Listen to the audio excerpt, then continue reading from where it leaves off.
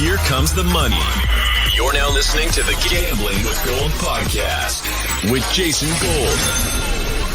Presented by Champions Round. Week 17, spiciest take. Steph, you have the floor. What are you thinking? You have to tell me which one's spicier, because I guess neither of these are that spicy, because I think they're both realistic. I think the Packers win this week. Is that spicy or no? Steph? Is that spicy? Such a mind meld. No, okay, so here's where I'm at, and then I'll hit you back with your second one. My spicy take was the Packers win, but the Packers don't cover. Yes, So Minnesota covers the plus 3.5, and the Packers make the playoffs by beating the Lions next week, and they sneak into the 7th seed at 9-8. That's where I'm at. That's my spicy take of the week. It's honestly just written out so perfectly for them. We're seeing Aaron Rodgers start putting things together. There's a little bit more chemistry. It looks like everyone wants to be on the field a little bit more. The team's getting a little healthier. The Vikings continue, like, they just play field goal games. It's just the team that they are. They might do this all the way through the playoffs. I don't know. It would be a little bit shocking.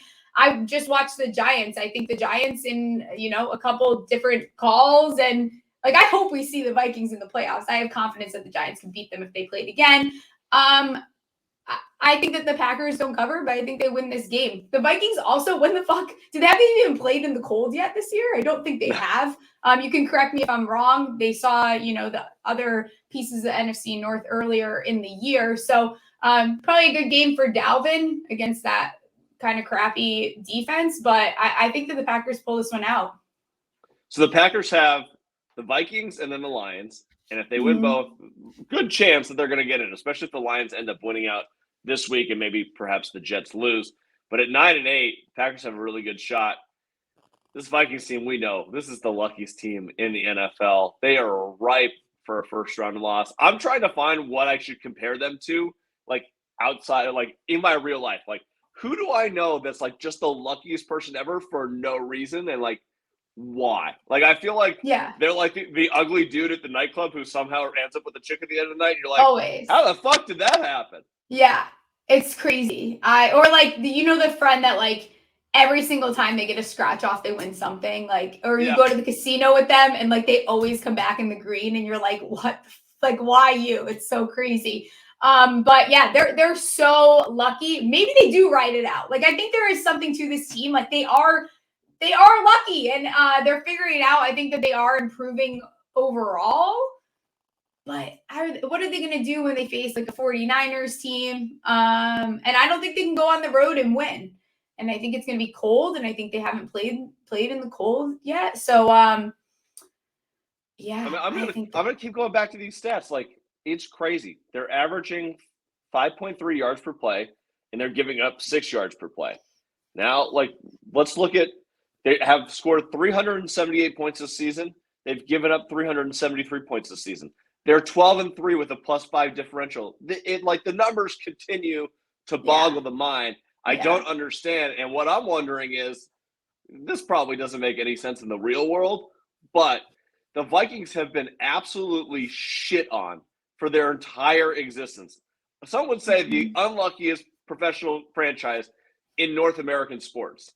Are they just all reaping it up this year, or are the gambling guys, the football guys, just setting them up to get nut punched again once we get to the playoffs?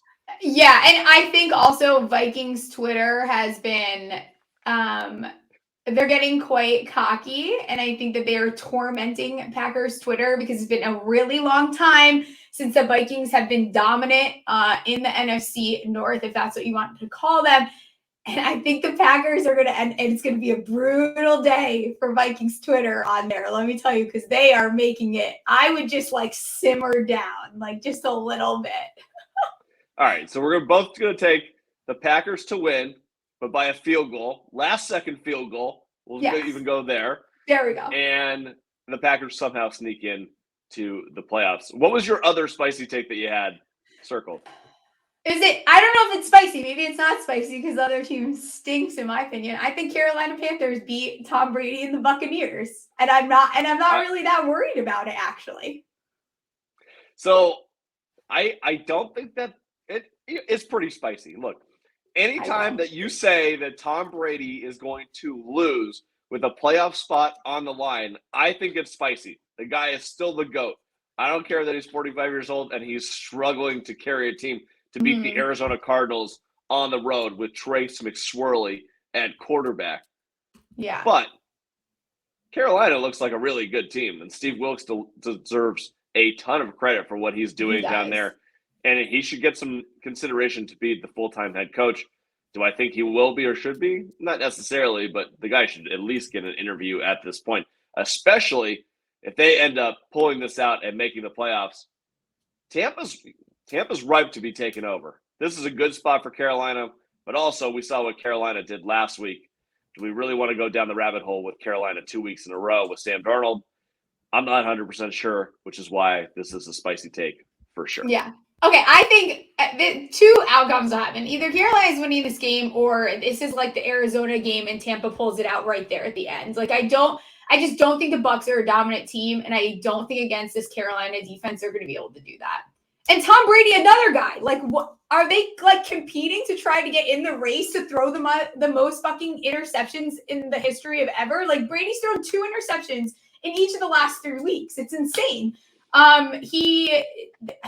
So Carolina, I don't know why. I think that if you watch the show since the beginning, they like kind of have tugged at my heartstrings a little bit for whatever reason it is. I also love that Christian McCaffrey leaves and it really hasn't damaged their rushing game at all. Like they have still been dominant. What they rushed for, 173 last time that they saw this team, and they're coming off like an insane 320-yard escapade against the Lions. So I like Carolina. I think they're a little frisky, and I think that depending on who they, maybe Darnold is the answer to be a bridge quarterback. I don't know. Do I want to rely on him for a whole next season? No, not really. But if you can continue to add pieces and this defense can get even stronger and you get, I don't know. I agree that Wilkes should probably be in the conversation. Do I think that that's the right move? Not necessarily. But I think that Carolina's got something to talk about.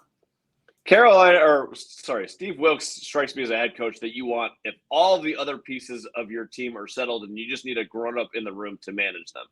That is not what is happening in Carolina. You need someone to be the face of the organization, which is probably why I wouldn't go in that direction, but he has done a really wonderful job. I will say on that game, I do have a best bet there, over 40.5. I think there's going to be a little bit more scoring than we think in that game. I have bet that aggressively throughout this week, so take the over 40.5.